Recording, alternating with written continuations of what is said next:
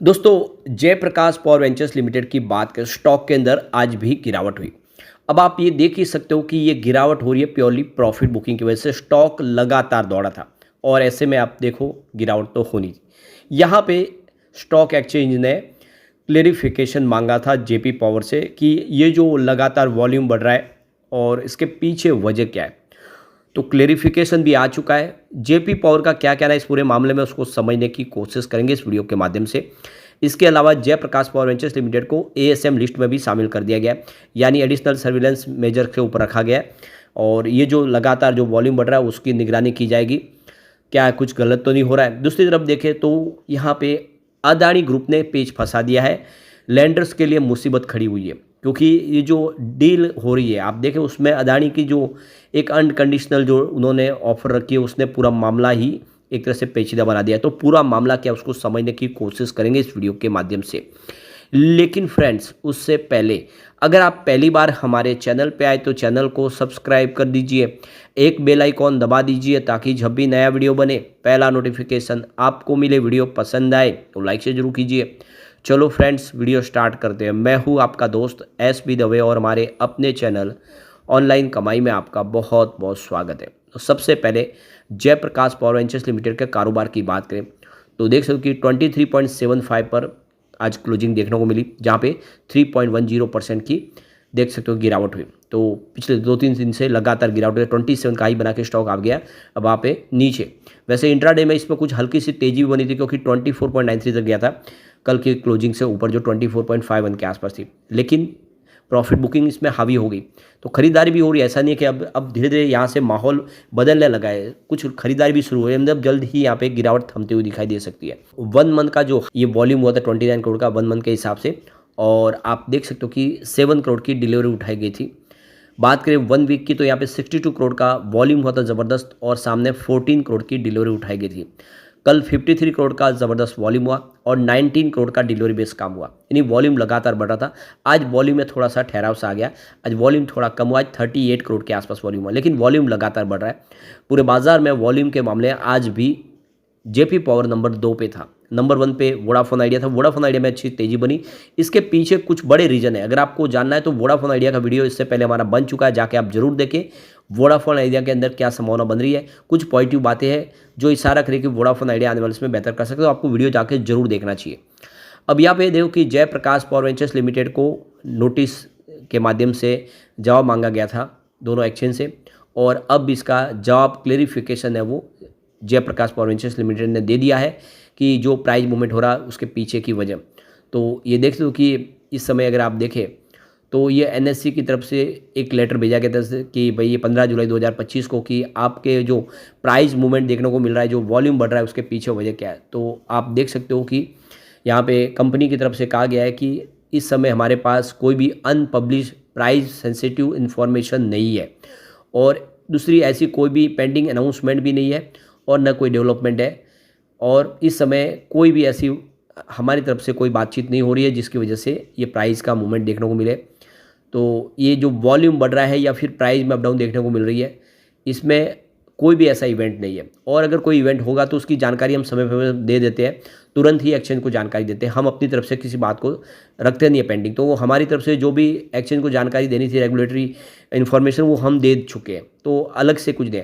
अब भी इस समय हमारा जो विश्वास है कि ये जो प्राइस मूवमेंट देखने को मिला है ये प्योरली बेस्ड मार्केट के ऊपर है, यानी बाजार की वजह से लोगों ने यहाँ पे खरीदारी की है, उनकी वजह से ये अप डाउन देखने को मिला है। जो वॉल्यूम बढ़ा, प्राइस बढ़ा, इसमें हमारा कोई रोल नहीं है। तो कंपनी का कहना है कि हम अपना पूरी तरह से कमिटेड है। जो भी प्राइस मूवमेंट एक जो जानकारी हमें शेयर करनी चाहिए वो हम समय पे करेंगे। किसी प्रकार के हम पॉलिसी का उल्लंघन नहीं करते हैं। तो जो भी रेगुलेटरी प्रोविज़न के हिसाब से जानकारी देनी चाहिए वो हम समय पे देते हैं। तो इसमें फ़िलहाल जो प्राइस की अप डाउन को देखकर हमारा कोई इसमें रोल नहीं है, इन्होंने क्लियर किया है। तो वैसे तो आप सबको पता ही है कि जेपी एसोसिएट नीलाम होने जा रही है और 5 बड़े बीडर्स हैं जिसमें अदानी ग्रुप भी शामिल है, जिसकी वजह से ये माहौल बना है क्योंकि जेपी एसोसिएट प्रमोटर है जयप्रकाश पावर वेंचर्स लिमिटेड के, उनकी 24% की हिस्सेदारी है और इसी वजह से ये पूरा माहौल बन रहा है। अब आप देख सकते हो कि Jaiprakash power ventures limited intraday में 5% तक गिरा आज, तो 23.28 तक चला गया था। और यहाँ पे देखें तो यहाँ पे मंगलवार को इसमें 10% की बड़ी गिरावट हुई। तो गिरावट चल रही है, प्रेशर, ये सेलिंग प्रेशर दिखाई दे रहा है। अब 52 वीक का जो हाई बनाया था 14 जुलाई को बनाया था 27.62 का, और आप देख दो कि 14 जुलाई को ही स्टॉक वहीं से नीचे आ गया था, प्रॉफिट बुकिंग आ गई 14 जुलाई, और ये तीसरा दिन है जब इसके अंदर प्रॉफिट बुकिंग है। और इसमें कोई चिंता की बात नहीं, तो बिल्कुल हो ही जाएगा, क्योंकि काफ़ी कम समय स्टॉक ज़बरदस्त दौड़ लगा है। इसका जो 52 वीक का लो आप देख रहे हो 12.35 का, तो ये देखो कि उस लेवल से डबल से ज़्यादा हो गया और काफ़ी कम समय में, और इसी वजह से ये आपको इस समय थोड़ी सी प्रॉफिट बुकिंग दिखाई दे रही है। तो अब देखिए जेपी पॉवर इसमें करंटली एएसएम लिस्ट में शामिल हो गया, यानी एडिशनल सर्विलेंस मेजर पे रखा गया है। तो ये फ्रेमवर्क स्टेज 1 में इसको फिलहाल शामिल किया गया है। तो अगर आप देखेंगे तो ये काफ़ी समय के बाद रखा गया, लगातार पिछले कई दिनों से हम देख रहे हैं लगातार इसमें तेज़ी बनी थी, वॉल्यूम बढ़ रहा था, लेकिन फाइनली अब एक्सचेंज ने जानकारी ये शेयर भी की है कि उन्होंने एएसएम लिस्ट में अब शामिल कर लिया है। इसके ऊपर ध्यान रखा जाएगा, तो आगे जो अप डाउन होगा उसके बारे में नज़र आएगी, जो भी बातचीत होगी।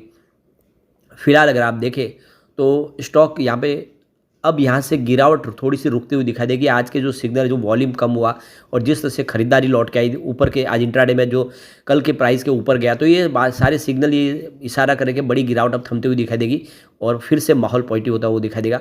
फिलहाल आप देखें तो एएसएम लिस्ट में शामिल किया गया ताकि इस पर एक्सचेंज जानकारी ध्यान रखेंगे, स्पेशली कि आगे कोई प्रॉब्लम ना हो। अब ये जो बड़ी अपडेट निकल के आ रही है, गौतम अदानी की चाल में इस समय जेपी एसोसिएट का जो पूरा मामला है फंस गया है। तो मैं जो लेंडर्स है उनकी मुसीबतें बड़ी है, वो क्या है पूरी वजह उसको समझते तो देख सकते हो कि जेपी एसोसिएट के लेंडर के लिए मुश्किलें बढ़ गई है, और ऐसा अदानी इंटरप्राइजेस की बिना शर्त की बोली के कारण हुआ है। जेपी एसोसिएट को खरीदने के लिए अदानी ग्रुप की फ्लैगशिप कंपनी ने बिना शर्त की बोली लगाई, नहीं अनकंडीशनल यहाँ पे उन्होंने बोली लगाई है। सूत्रों के अनुसार इससे कर्जदाताओं के सामने एक अजीब स्थिति पैदा हो गई है। कर्ज चुकाने के लिए कर्जदाताओं को सभी बोलियों का मूल्यांकन करना होता है, लेकिन जेपी एसोसिएट के लिए बोली लगाने वाली दूसरी कंपनियों ने कुछ शर्तों के साथ बोलियां लगाई है। इसका मतलब है कि उनकी बोलियां कुछ खास परिस्थितियों पर निर्भर करती है। वैसे तो आईबीसी यानी इंसॉल्वेंसी एंड बैंक्रप्सी कोड कर्जदाताओं को बिना शर्त वाली बोली चुनने से नहीं रोकता है। अगर कोई बिना शर्त वाली बोली नहीं है तो वे ऐसा कर सकते हैं। आईबीसी एक कानून है जो कंपनियों को दिवालिया होने से बचाता है और कर्ज चुकाने में मदद करता है, लेकिन अदानी की बोली सबसे ज़्यादा नहीं है, इसलिए कर्जदाता एक तरह से फंस गए। उनका कहना है कि यह मुश्किल तभी दूर हो सकती है जब एक से ज़्यादा बिना शर्त वाली बोली हो। तो यहाँ पे एटी नाउ ने 8 जुलाई को जो खबर दी थी कि अदानी इंटरप्राइजेस ने जेपी एसोसिएट के लिए 12,600 करोड़ रुपए की बिना शर्त वाली बोली लगाई है। उसकी बोली सबसे मजबूत मानी जा रही है क्योंकि इसमें भुगतान किसी भी अप्रत्याशित घटना से जुड़ा नहीं है। इसका मतलब है कि अदानी कंपनी को भविष्य में होने वाले नुकसान की परवाह किए बिना भुगतान करने को तैयार है। अदानी ग्रुप के अलावा डालमिया भारत सीमेंट और भारत के इसके अलावा जिंदल पावर, वेदांता जैसी कंपनियों ने जेपी एसोसिएट को खरीदने के लिए बोलियां लगाई है।